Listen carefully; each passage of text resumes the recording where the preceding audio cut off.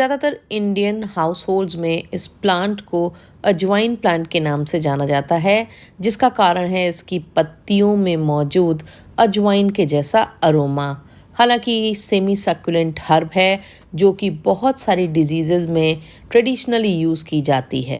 इस हर्ब में बहुत बड़ी मात्रा में एस्कॉर्बिक एसिड होता है जो कि इसे एक अच्छा इम्यून सिस्टम बूस्टर बनाता है, और इसमें विटामिन ए और सी बहुत प्रचुर मात्रा में होते हैं जो आपकी आंखों की रोशनी के लिए और आंखों के मैक्यूलर डिजेनरेशन में काफ़ी ज़्यादा लाभदायक होता है। इसकी हर्बल टी को पी करके आप रात में अच्छी नींद ले सकते हैं।